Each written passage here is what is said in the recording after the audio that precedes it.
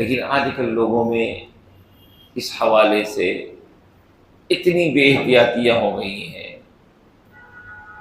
کہ آدمی کو اپنا عیب نہیں دکھتا، آدمی کو اپنا عیب نہیں دکھتا، خاندان کے لوگوں کا عیب اور فلاں کا عیب، فلاں کا عیب، اور کچھ نہیں تو تاریخ میں جھانک کر کے فلاں کا عیب، تاریخ کی بعض شخصیات کا عیب جو آج سے 400 سال پہلے، 500 سال پہلے، 1400 سال پہلے دنیا سے چلے گئے، ان لوگوں کی عیوب نکال کر کے بیٹھ جاتے ہیں، کہتے فلاں نے ایسا کیا، فلاں نے ایسا۔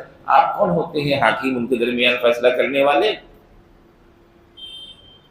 آپ کون ہوتے ہیں؟ کس نے اختیار دیا ہے آپ کو ان کے درمیان حاکم بننے کا؟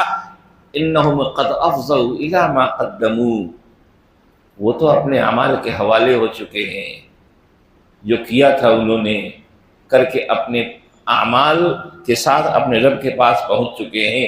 پتہ نہیں آپ کو کہ رب نے ان کے ساتھ کیا معاملہ کیا ہے، رب نے ان کے ساتھ کیا معاملہ کیا وہ آپ کو پتہ ہے؟ ہو سکتا ہے اللہ نے ان کی کسی سزا کو کچھ دنوں کی سزا دے کر کے معاف کر دیا ہو سکتا ہے ان کی کوئی ادا اللہ کو پسند ہو، اس کی وجہ سے اللہ نے اس کو کفارہ بنا دیا ہو سکتا ہے مرنے سے پہلے اس نے سچی توبہ کر لی ہو سکتا ہے جس عیب پر آپ کی نظر ہے وہ عیب اس کے اندر ہو ہی نہیں۔ اسی لیے اسلام کی تعلیم کیا ہے؟ لا تسبوا الاموات، مردوں کو برا بھلا نہ کہو، ان کی زندگی میں عیوب نہ نکالو، ان پر تنقیدیں نہ کرو کہ وہ ایسا کیے، انہوں ایسے تھے، انہوں ایسے تھے، نہیں۔